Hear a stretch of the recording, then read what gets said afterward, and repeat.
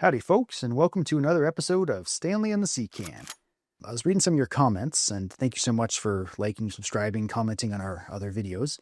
And I was kind of trying to read between the lines, and I was thinking maybe you guys were talking about, what's the future hold for us, firearms ownership in Canada? And well, how does that look, and what can we expect moving forward with our current liberal overlords? The answer is we don't know. It's like looking into a crystal ball. There's been changes that have happened so far, none under Mark Carney, which is nice, but there's changes. They just kind of take things away as we go. And so I'm trying to, be proactive and trying to predict the future a little bit here, looking into my crystal ball and what I can see in terms of trends and things in the community, or not the community, the government, I guess. Yeah. So here's a quick little snapshot of what I think where we're at today in 2025. This is May of 2025 when this video is recorded, and where we're going to be at some point in the future. Don't know when, but that's just kind of the trajectories, I think, that where things are going. Okay, so where we're at here, I've got a variety of different firearms that are, at the time of this video, all okay for various reasons, right? We've got an SKS and some sort of fancy upgraded chassis to make it look kind of cool. You got a Ruger 1022. It's got a couple modifications to it, but mostly a bone stock firearm. You got a break action, triple threat, so it's a triple barrel 12 gauge. We got a lever action, we got a bolt action, and we've got a pistol here. And I think the way things are going to go is looking at Bill C-21 and some of the major changes the governments have made to that in the last 5 or 6 years here now is semi-automatic centerfire magazine fed is bad. Interesting, cool chassis that can enhance the capabilities of a firearm. Like, this here takes AR-15 magazines or detachable magazines. This thing here is a little widget here to help you change your magazine in this firearm faster. All those kind of things are probably going to be ending at some points in the future. Everyone would have thought that a 22 long rifle firearm is, it's typically a children's gun. Yes, you can hunt with it. Yes, you can hurt something with it, but it's relatively benign in terms of, firepower compared to other things that are on the table. But those particular firearms have not been spared by Bill C-21 and the subsequent orders in council that came out to take away firearms. It really seems to be, when it comes to things like the 1022s and various other 22s, I'm thinking the GSG 16, GSG 15, all those types of firearms. It's how they look. If it looks like it could be something more powerful, then they're going to take it away. I think there was some sort of talk about banning airsoft firearms and replica firearms, again, because that's how they look. So perhaps this is the early days of seeing something like where, this here, if it was in an AR-15 style chassis, you could think, oh, that's an AR. Even though this is a benign 22 long rifle firearm, it still looks like that. So it's some sort of a replica. So therefore it's bad and it needs to leave. So I think we're going to see semi-autos. This SKS has past precedents of being a rifle used by Indigenous people for sustenance hunting, so it may be safe for a while. But will modifications like this be allowed? We don't know. They've had originally, I guess for years and years now, bullpup stock conversions for these semi-automatics have been illegal. And then you were able to buy from the factory bullpup firearms, such as the Tavor 7, X95, kind of stuff like that. But those have been taken away now. So they want like as long of a barrel as possible and as kind of like as benign as possible, I guess. So that leaves you with, a break action should always be a safe bet. A lever action, there's videos on the internet and people who have trained really hard and really long to be able to shoot those firearms quite quickly and very accurately. And they have, longer magazine capacities. So those might be on the chopping block. Bolt action firearms here, you have to manually use the bolt between shots. Those types of things should be okay for the long run. There might be some sort of caliber limitations. We're based out of Ontario, Canada, and there's certain rules here. So if you're going to go hunting like deer or whatnot, there's certain lines, like geographic lines, where you can only use certain calibers, or there's caliber restrictions. So you can't, for instance, in Southern Ontario, you can't go hunting a deer with a 300 Win Mag. You're limited to kind of like 6.5 mil. To 6 mil or 6.5 mil. You have to check your rules before you go hunting to know what you're allowed to use. So, but interestingly, there's no limit on the energy. So you could take something like this, like the 7.62x39, or chamber it to be 300 blackout subsonic, and that would still be unlawful to shoot a a deer with, even though it has far reduced power compared to something like a 22 250, which will be totally fine to go hunting. So I think that's going to be kind of the changes there. And then, of course, pistols and other restricted firearms, I think they're all going to migrate their way to prohibited class. Maybe they'll have some sort of a grandfather clause in there where you get to keep them if you still have them. But as it looks right now, we have no idea. Pistols are frozen. If you have them, you can keep them, but you can't get new ones. So unfortunately, that's really hurting the next generation of shooters. Like there's a lot of Olympic sports that use pistols. I guess Canada doesn't need any more medals because we have a rich history of excellent pistol shooters, and they are no longer able to train. So the next upcoming generations will not have access to those. So the government tells us that these changes like Bill C-21 and all these additional orders and councils and things to take away various types of firearms are to do with public safety and reducing firearms violence. Do I agree with that? No. Statistically, went to school for math and applied science, so I like numbers. I follow the numbers. And so statistically, we're seeing that a lot of the firearms that have been taken away have not been used in any sort of crimes in Canada. The government has pushed forward legislation such as Bill C-21 and various orders and councils to remove certain types of firearms from the general populace, or at least that was the goal, and all under the name of public safety and reducing the potential effects of firearms crime. Do I think that's a reasonable task or a reasonable outcome of this types of firearm legislation? And the answer to that would be absolutely not. I went to school for applied sciences and math and things, so I know I like numbers. I follow the math. And so we're seeing that a lot of the crimes that are happening in Canada, the crime rates are way up in the last 10 years, especially with firearms and things. And it's not to do with these firearms they're taking away. It seems like the government is wanting to restrict the capabilities of the firearms that are out there. So whether it's been used or not is largely irrelevant. It's what could be done with it. What's the potential damages that could be done? And so that's what they're taking away. And the government also seems to look closely to our friends in the South and what happens down there. So if there's some sort of a firearms crime or mass shooting or something, those types of firearms start to get heat here as well. Like the saying, well, if it could happen there, maybe it could happen here, which I disagree with. We have totally different systems. We have substantially different regulations on how to get firearms, how to own firearms, how to maintain your firearms, all those types of things up here in Canada versus the United States or other countries. So I think we should, we should stand on our own history, and we should see how all that kind of plays out. But I don't think that's the way the government's looking at it. So the future effect of firearms ownership in Canada from these legislation changes is that you're limited greatly to the types and the actions and the calibers of these firearms that we're allowed to have still, and what activities we can do with them, like be it hunting or sport shooting or, trap and ski and sporting clays or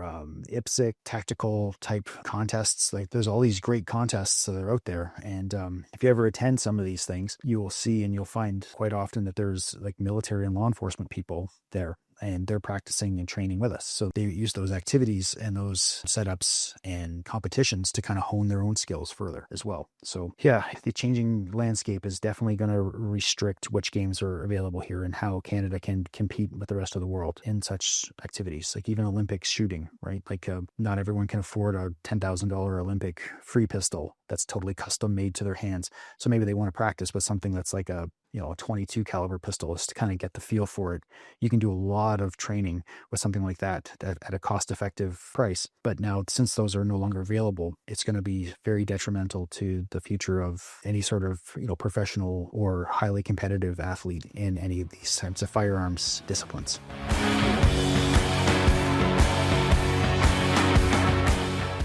Looking into public opinion on firearms, here's my opinion on this, I guess, is that people look to see what's in movies and what's happening in other countries, and you're judging a book by a cover, right? Like you might say that, oh, look at this thing. It's fancy. It's got nice wood. It's got checkering. It's got some, black barrel, really long barrels. So that thing must be benign. But is it? Is that more dangerous than this, where it has a dangerous plastic looking stock? This would be kind of like the black rifle of today's world, where it's polymer. It looks tactical. All these things, but the firepower and the energy able to be projected by each one of those is vastly different, where this one here is substantially stronger, especially if you had 3 rounds of buckshot in there or something. So the public opinion of this, I believe, is really polarized, and we're seeing some challenges with Alberta and whatnot. Those are more conservative provinces and things, and some factors that I would think shape the public view of firearms really relies on or bases on your past history of firearms and families and such, or cousins cousins, uncles, aunts, or even yourself using firearms versus people in very dense urban areas that have probably never seen a firearm in the flesh before or ever used them. And they just see it, what's on movies and, John Wick and all this great stuff, right? How crazy this can be. And why would anyone need that kind of thing, right? In my opinion, it comes down to why would anyone need to go faster than the speed limit on the highway, right? We all have cars that can do it. So why can't we have other things that can do stuff that's above and beyond what's actually required or what's legal, right? So I'm not saying we only need to. Why can't you have that if you've passed enough tests and whatnot? So I live in a rural area, and talking to neighbors, people have moved out from the big cities out here and stuff, and he kind of gets into some heated debates and discussions at times. It seems that there's kind of two camps when it comes to firearms, right? There's people who understand them and really understand them, and they say that these are tools and they're used for hunting and they're used for, property maintenance, dealing with varmints. A neighbor from this city had a very expensive fancy horse who stepped in a gopher hole and broke its leg, and suddenly they're very upset and they're very pro-gun because they said, man, if we could have got rid of those gophers and those pests as they were, I wouldn't have had to put down my $100,000 horse. Whereas other people, they say, oh, I don't like firearms, I don't have any opinion on them, or I don't like them, but I know my uncle or my aunt or my cousins have them and use them safely, and so I'm okay with them, I guess, but it's not something for me in my house. And then there's the other people that are kind of like, absolutely under no circumstances should anyone have any of these things. So I tell those people to look towards England. And, England, they did some radical firearms laws years ago. And suddenly the fights and the violence with knives and things, blunt weapons, has gone through the roof. Vehicles and stuff like that. So if someone wants to hurt others, I think they'll find a way, unfortunately. But targeting these specific tools doesn't seem to make any difference on it, right? It's like saying you want to make a hole in a piece of wood, so you're going to take away drill bits, but you can still use a hammer and a chisel and punch a hole through it that way. It's kind of, there's different means to accomplish the same goals.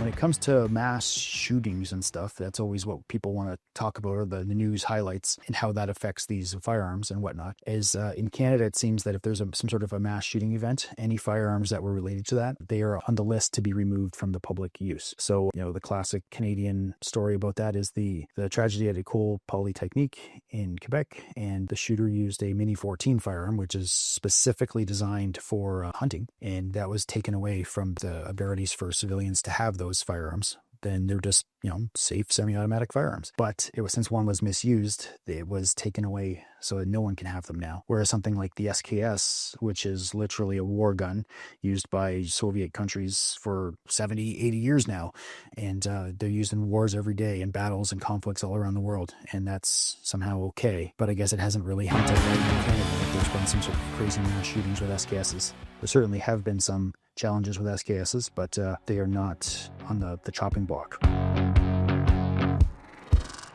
So there's always the question of the future, and what does my crystal ball show? Well, I have no idea. So the government can take any of these away, all of them or none of them, or add new things to the list at any given time.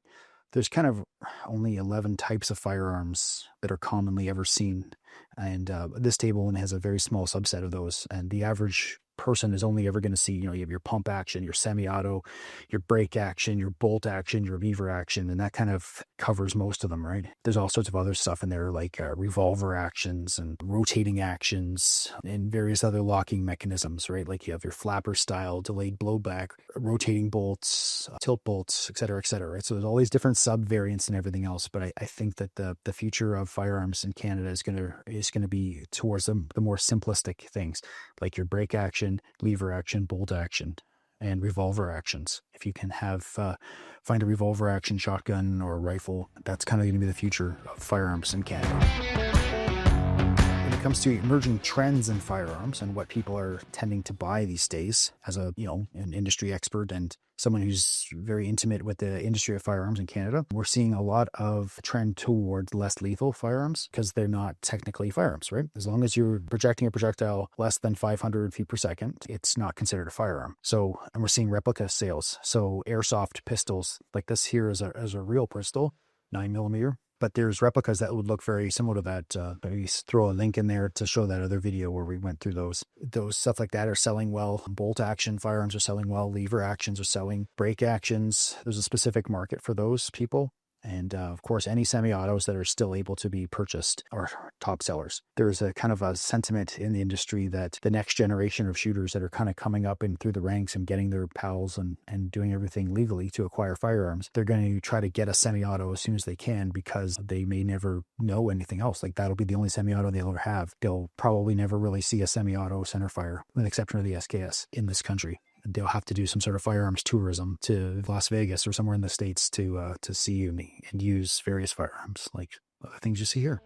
When it comes to less lethal firearms, we've made a video on that, and we can throw a link in there. They have their purpose, they have their place, but you can still get in trouble with them. So even though it's less lethal, it still looks like a firearm, and you can still see yourself facing firearms offenses if you are using them toward people or improperly using them, causing damage to property, et cetera, et cetera. And of course, there's limitations on the ammunition they can use. In Canada, we can use things like rubber or plastic balls and certain types of powder balls, like just kind of like baby powder or talcum powder. You can't use anything that's like mace or pepper spray or anything like that. You can still have dog spray though, or bear spray. So that's quite common to people to buy that as well. However, if you use that in some sort of self-defense situation, you probably get yourself in quite a bit of trouble.